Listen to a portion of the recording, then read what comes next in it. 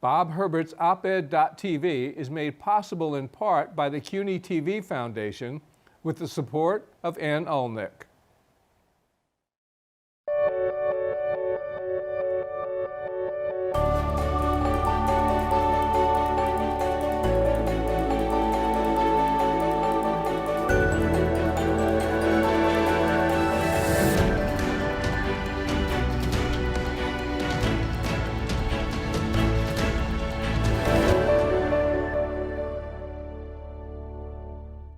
Hi, I'm Bob Herbert. Welcome to OpEd.tv.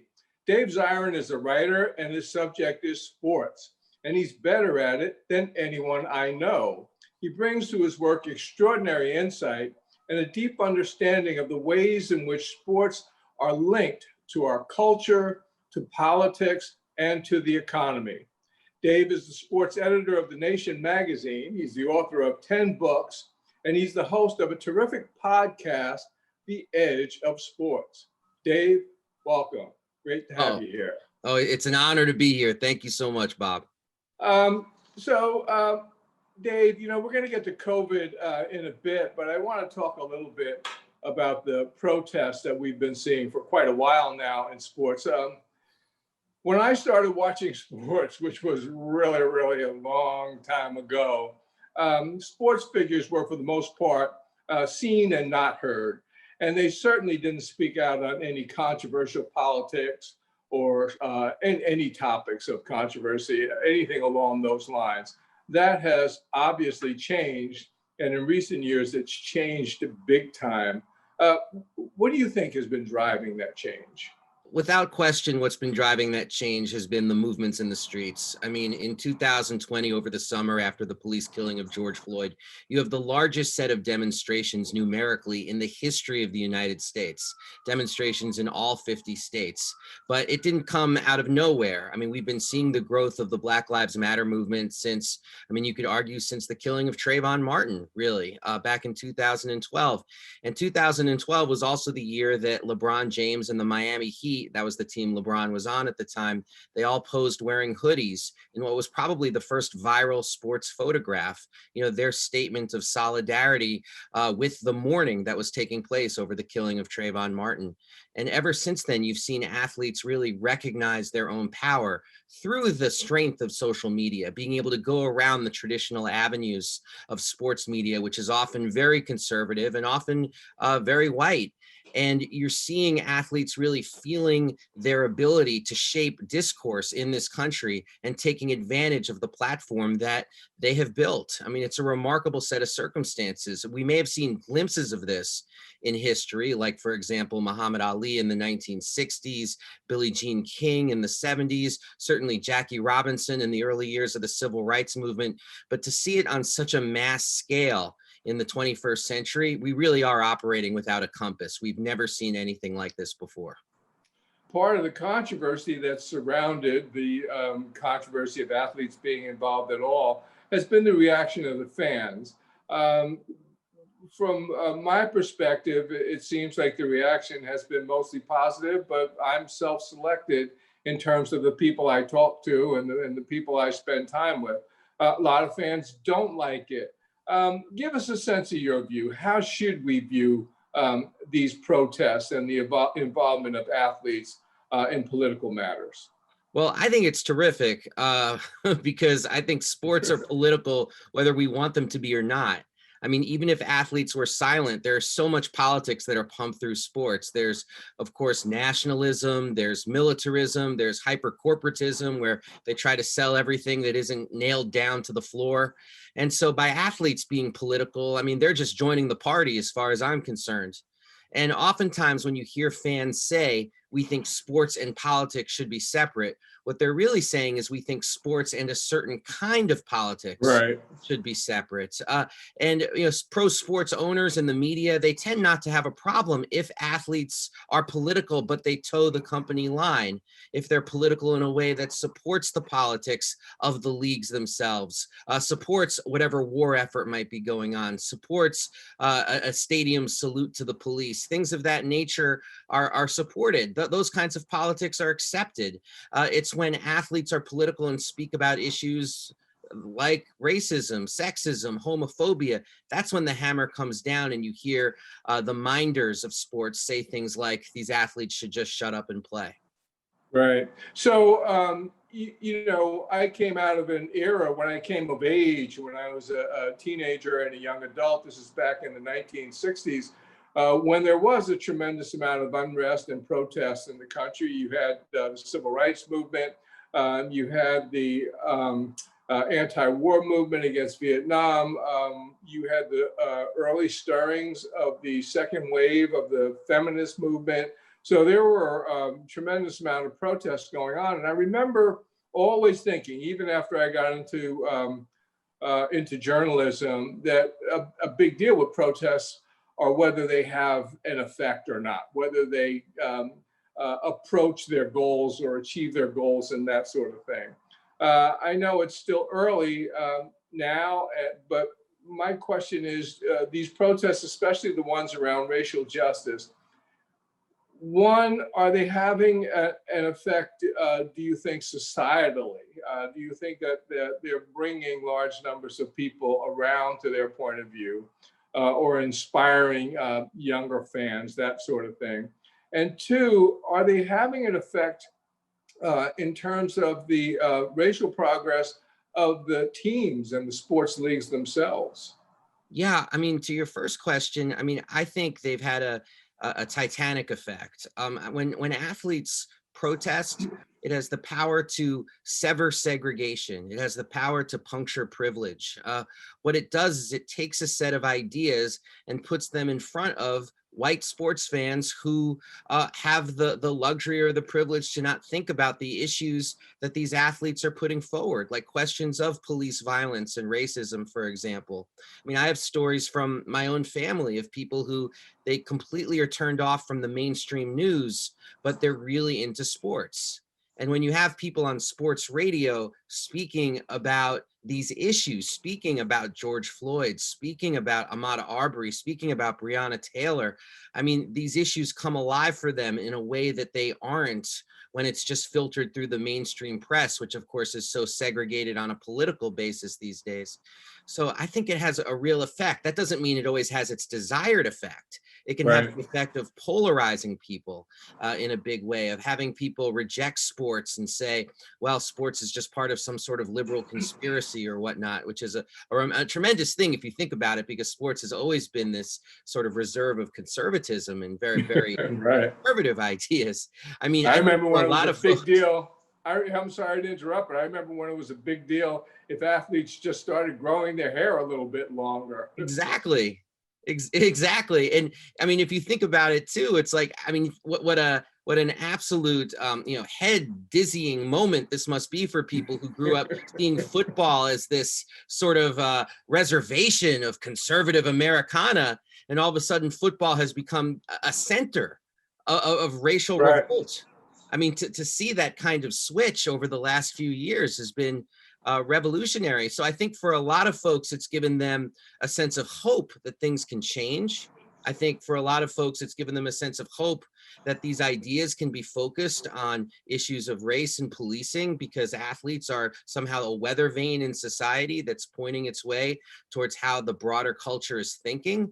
And I think for other people, it has had this kind of polarizing effect. And that's due in no small part, I would argue, to Donald Trump, who is not shy about using sports as a way to stoke racial division and a way to stoke anger among his base. Yeah, this is a very broad question, but I mentioned at the top of the show that you embed sports writing in the culture of the country and in what's going on in politics and the economy and that sort of thing, which I think is a terrific service to your readers. People really appreciate it. But it also means that sports is a really, really big deal in this country, which should come as no surprise to anyone. But why is it such a big deal? Why is sports, and by that I mean the feelings surrounding sports are different, I think, from other forms of entertainment, like the movies or theater or that sort of thing. There's real passion Mhm. in sports fans. Sometimes the passion gets out of hand. can. Why is sports such a big deal? I think it's because we've become so atomized as a society that sports is one of the last points of connection that we have to one another. It's the closest thing that we have to a national language in this country. I mean, in a country that doesn't really have a monoculture anymore. Like, do you remember when all of us were watching the same television shows, when all of us, Sure. a national experience, we watch Roots as a country, like that's Right. gone the way of the dodo bird. But what still remains is the Super Bowl. And it's really remarkable the way that while so much of our entertainment and cultural lives have become fragmented and divided, sports has really grown in power over the last generation. And I really do think it's connected to our feelings of isolation. I think it's connected to the absence of things like social clubs and unions, Toastmasters clubs, all the things that used to be a part of working people and middle class life in this country. I mean, we've become a society instead that bowls alone. So when you have sports, it can become the sort of thing that allows you to connect to neighbor, to friend, to the person you barely know. You see someone wearing a shirt on the bus. And I think that's something people hold very precious. So then when athletes politicize it, some people respond with relief, like, yes, we can now talk about these issues. Other people respond as if they're somehow violating this sacred space where we don't have to think about these issues. Right. Now, as we all know, we're in the middle of this terrible COVID-19 pandemic, and it has clobbered the world of sports, just like it's clobbered everything else. Can you talk a little bit about the ways in which you think some of the various leagues, teams, and other sports-centered entities have been dealing with this pandemic? Well, the NBA and the WNBA, they set a certain standard by creating this hermetically sealed bubble in Orlando that had no positive COVID tests, and they were able to finish their season. And I think that gave a lot of sports leagues a feeling of rather unearned confidence that they could also go forward and provide sports and entertainment uninterrupted by the realities of the pandemic. And we're seeing in the National Football League right now that that's not the case, that the play is constantly getting, short shrifted or detoured. Games are delayed because of concerns about COVID. And they now have the COVID list right up there next to the injury report that you can look up every week to find out which players have been exposed to COVID. It's very difficult. It reminds me of the words of Jane McManus, who's a terrific sports writer, who said that sports are really the reward for a functioning society. And our society at this point, it's not entirely functional. And so Right. what they're doing with sports is they're trying to kind of pound a round peg into a square hole, because they need to provide these games on television to fulfill their television contracts. I mean, billions of dollars are at stake for these sports leagues to be able to put forward product.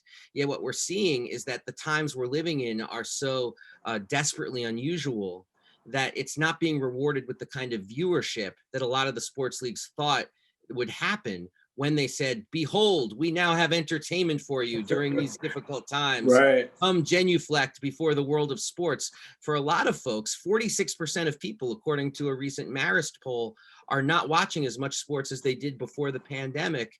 And the reasons largely come down to this issue that life is just not normal right now. And so it takes away some of the joy and appreciation of being able to just kick back and escape.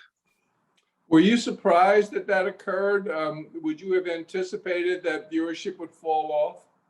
I was surprised because, I mean, I was of the belief that people were kind of starving for some kind of escape. And yet what I think I'm learning about this country and about, I guess, human nature on some level is that if you feel deeply unsettled about life, the idea of then just kicking back and watching a sporting event isn't going to have enough that much appeal. The other thing that the people at Marist University, when they really dug into this study and found out why people weren't watching sports, it was really interesting. People look to sports for a feeling of community, going to your neighbor's house to watch, going to a bar to watch, Right. seeing it in some sort of collective space. And the fact that that's been taken away has taken away also some of the joy. It's so funny. I remember, I mentioned before the show, I guess, that I've been one of the many long-suffering Jets fans, and in this world. But over many years, since everybody knew I was such a big Jets fan, friends used to come over and watch games with me, or at the end of a game, my phone would start to ring. There'd be calls from all over the place, and sometimes, or mostly, commiseration. And people would say, well, why don't we just run out and get a drink, or do you want to get a bite tonight, or you want to get together, or whatever. And you never gave it a second thought. Of course, that'll be great. And you're right, you don't have that same kind of community spirit out there. You can't get together in the same ways that you used to be able to. You mentioned the television revenues, and of course, we're all seeing, those of us who are looking at sports, you're seeing either empty or near empty stadiums in baseball and football, which is bizarre in and of itself. There used to be canned laughter on television programs. Now you get canned fan response at the stadiums and that sort of thing. My question really is, is it too early, or do we yet have a sense of what kind of financial blow the teams and the leagues will be taking, and what that impact would be? Well, what we're seeing is that it depends on the sport itself. When you're talking about the National Football League, they actually get very little of their money from ticket sales and from selling $9 beers or big foam fingers. Their money is all about the television dollars. That's the overwhelming majority of their cash flow. So for them, just the ability to put games out there is hugely important to their bottom line. And even with ratings down, there still would be a line of networks to buy NFL television rights if other networks fell away. A sport like baseball is far more dependent on fan revenue. And, they hurt in terms of putting forward the rest of the season, but they really didn't have much of a choice because the alternative would have been quite worse. So even they, with all of their troubles between unions and management in terms of figuring out if they were going to even be able to take the field, they were able to push through and figure it out. The National Basketball Association and the whole COVID experiment in Orlando, ratings were down pretty dramatically in the NBA. But at the same time, what they were able to do was also push forward a marketing agenda that said to this young generation of fans, we stand with you in the quest for social justice. They put Black Lives Matter written on the courts, and they got a lot of, we could call it woke marketing if you want. We could call it woke capitalism, but they were able to do some very important market penetration with a young generation of fans that is more multiracial and less tolerant of intolerance. So with each league, it's been a bit of a crapshoot in terms of trying to just figure out how they can rearrange the deck chairs on the Titanic, but some leagues are doing better than others in terms of keeping the big boat afloat. A complicated subject that you've written about. Actually, most of the things you write about are complicated. You're the one that helps explain these complicated issues to us. A complicated issue has to do with the stadiums themselves.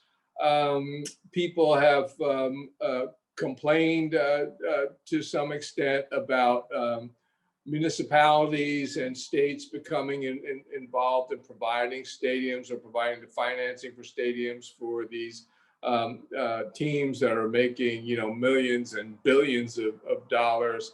On the other hand, the teams do have pretty heavy notes in some cases that they have to pay off, whether it's bonds that have been floated with regard to these stadiums, or whether it's taxes and other obligations to governmental agencies. Yeah. So what's happening with these stadiums that are now largely empty? Well, it's such a wild thing. The snake is really eating its tail on this one. I would argue for a generation, the public funding of stadiums has become a substitute for anything resembling an urban policy in this country.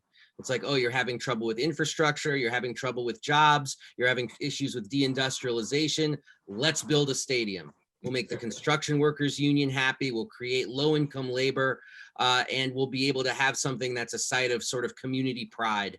and the mayor can pose next to the stadium and say, look what I got done, I got this done, and everybody loves sports. The reality underneath it is that stadium economics are terrible economics for a city. One economist said if you flew a plane and dropped $1 billion on a city and just let people pick up the money and spend it, you actually get more back for your economy than putting the money into a stadium. And the reasons are obvious when you go beneath the surface. Like, think of an NFL stadium. It costs over $1 billion to put together. It's open maybe 8 days a year, maybe 10 days a year, some concerts maybe in there too. So you're just, anyone who's ever been to a stadium as I have, I remember growing up in New York, I went up to see the Yankees once as a teenager and didn't realize they were on the road. And then I found myself in the South Bronx and it was a much different scene than it would have been if it was a game day. So, that's the reality of stadiums. They don't save neighborhoods. They barely prop them up on game days. And what you're seeing right now is a lot of these cities and franchise owners are trying to rewrite those very banknotes you're talking about, because what are usually very, very sweetheart deals to be able to keep the trains running, so to speak, and to pay off these notes are now becoming derailed. So that's another budget crunch that's happening in cities now around the country, is to figure out what are they going to do with these stadiums, which all of a sudden aren't producing anything close to the revenue that was promised. Right. One of the things that essentially the entire country is paying attention to is what's happening with schools, going all the way down to the elementary level, right on up through the college years. And one of the things that's happening is that young people are having less and less of an opportunity to play sports. So they're not playing sports nearly as much as they were before. Now, obviously, this is a terrible thing for gifted athletes who are developing their talents and looking forward to a professional career. But sports are important, I think, throughout the society. So what are some of the things that concern you about the fact that young people are playing sports less? Well, I mean, some of the concerns from the start are just issues of basic health, the idea of early onset diabetes, obesity, like the lack of physical play. The second issue is the absence of socialization. I mean, I'm speaking as a parent of someone who's got two teenagers who, for years I've been preaching to them about staying off screens, and now all of a sudden with remote schooling, their entire life revolves around screens. Right. And so that is very problematic. My son is in a basketball league right now where everybody has to bring their own ball, wear masks. They don't play games. Wow. They just do drills for points, and that's how they decide who wins and who doesn't. And he enjoys it because he gets to be with his friends. But I mean, from somebody who, as myself, who believes that sports is also a way you build teamwork and you build a sense of community, that I fear is going to be lost for this entire generation COVID that we're dealing with. Now, in some parts of the country, that they are opening up youth sports and having more athletes, young athletes play. But it's kind of like what's happening with the NFL. It happens until there's a positive COVID test, then it all shuts down. So there's this very disruptive aspect to it as well, where there's an absence of the kind of continuity that you want to have for young people and the kind of schedule that you want to have for young people when they're playing sports. So no, it's a great concern because sports, when done right, are beautiful. Like, I'm a big believer that sports are like fire, and you can use fire to either cook a meal or burn down your house. And right now the house is burning and we're not doing nearly enough cooking. Right. We've only got a minute or two left, but you've talked a lot about how important sports are to the society. And one of the things that struck me before the COVID crisis, and we'll be dealing with it again after the crisis passes, is how expensive it is to actually see pro sports in person. Again, when I was a kid, it was really affordable. It wasn't even a problem. My family just hopped in a car and go to see a game, one of the New York teams. How is it possible for working families to go to a football game or even get decent seats at a baseball game? And is that totally the wave of the future? Is that not going to change? Now, I think the way things are going in sports is very much a reflection of where things are going in this country. You're going to see athletes, pro athletes, more and more come from poorer and poorer socioeconomic backgrounds, and really the end of the middle class athlete, so to speak. And at the top of society, you're going to see them being the only people who can actually afford to go to games themselves, which creates a very sort of gladiatorial kind of setting where the poor play and put their bodies on the line, and the wealthy are the ones who are in the stands watching. I mean, and that, of course, like I said, it reflects broader societal trends in this country. And I think until you see a strengthening of the middle class, a strengthening of the union class in this country, those kinds of trends are going to continue. So I think sports, as Dr. Harry Edwards, the sports sociologist, said, he said that they're the canary in the coal mine. And if you want to know the problems in this country, see how the canary's doing. And right now, the canary's coughing up some serious black lung. I agree. We're going to have to leave it right there. This has been delightful. Dave Zirin, thank you so much. Thank you, sir. And to our viewers, thank you for watching, and see you next time.